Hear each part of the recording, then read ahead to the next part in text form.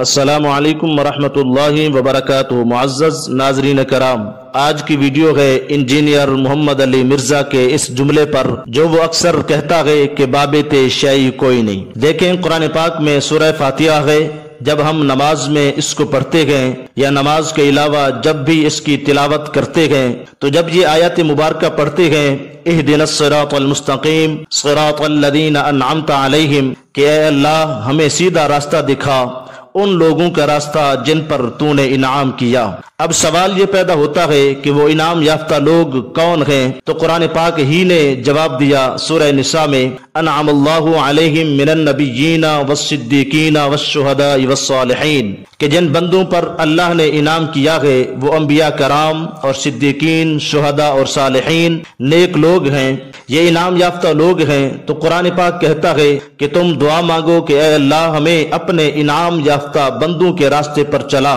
ان انعام یافتہ بندوں کی لسٹ میں صالحین کا بھی تذکرہ ہے، یعنی جو نیک لوگ ہیں، اللہ والے ہیں، اللہ کے پیارے اور محبوب بندے ہیں۔ تو جو اللہ کے پیارے اور محبوب بندے ہیں ان کے بارے میں مرزا کہتا ہے کہ یہ بابے تو شیعی کوئی نہیں۔ تو اس سے بآسانی نتیجہ نکالا جا سکتا ہے کہ وہ کہنا کیا چاہتا ہے، یعنی سراسر وہ اولیاء کاملین کی مخالفت کرتا ہے۔ تو اس بارے میں ایک حدیث پاک آپ کے سامنے پیش کرتا ہوں جو بخاری شریف میں موجود ہے، حدیث کا نمبر 6502 ہے۔ حضرت ابو ہریرہ رضی اللہ تعالیٰ عنہ روایت کرتے ہیں کہ رسول اللہ صلی اللہ تعالیٰ علیہ وسلم نے ارشاد فرمایا، اللہ تعالیٰ فرماتا ہے کہ جس بندے نے میرے کسی ولی سے دشمنی کی اس سے میری طرف سے اعلان جنگ ہے، اور میرا بندہ جن جن عبادتوں سے میرا قرب حاصل کرتا ہے اور کوئی عبادت مجھے اس سے زیادہ پسند نہیں جو میں نے اس پر فرض کی ہے، یعنی فرائض مجھے بہت پسند ہیں جیسے نماز، روزہ، حج، زکوٰۃ وغیرہ، اور میرا بندہ فرض ادا کرنے کے بعد نفل عبادتیں کر کے مجھ سے اتنا نزدیک ہو جاتا ہے کہ میں اس سے محبت کرنے لگ جاتا ہوں۔ پھر جب میں اس سے محبت کرنے لگ جاتا ہوں تو میں اس کے کان بن جاتا ہوں جس سے وہ سنتا ہے، میں اس کی آنکھیں بن جاتا ہوں جس سے وہ دیکھتا ہے، میں اس کے ہاتھ بن جاتا ہوں جس سے وہ پکڑتا ہے، میں اس کے پاؤں بن جاتا ہوں جس سے وہ چلتا ہے، اور اگر وہ مجھ سے جو کچھ بھی مانگتا ہے تو میں اسے عطا کر دیتا ہوں۔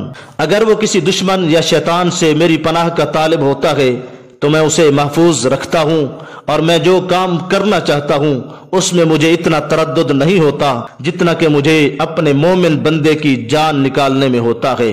وہ تو موت کی وجہ سے تکلیف جسمانی کو پسند نہیں کرتا اور مجھے بھی اسے تکلیف دینا برا لگتا ہے۔ اس حدیث پاک میں واضح طور پر اللہ پاک نے اعلان کیا کہ جو بندہ میرے ولی کی مخالفت کرتا ہے میں اس سے اعلان جنگ کرتا ہوں، اور جس سے اللہ رب العزت جنگ کرے اس کا انجام کیا ہوگا۔ باقی اس حدیث پاک میں جو بیان ہوا کہ میں اپنے بندوں کے ہاتھ، پاؤں، کان، آنکھیں بن جاتا ہوں، حالانکہ اللہ رب العزت تو ان چیزوں سے پاک ہے، پھر اس کا مطلب کیا ہے؟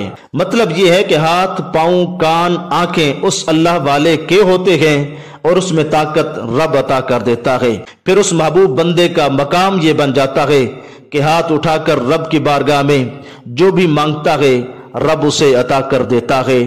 اللہ رب العزت ہم سب کو اللہ تعالیٰ کے پیارے اور محبوب بندوں کا ادب و احترام کرنے کی توفیق عطا فرمائے، آمین۔ وما توفیقی الا باللہ۔ وہ حدیث پاک ملاحظہ فرمائیں۔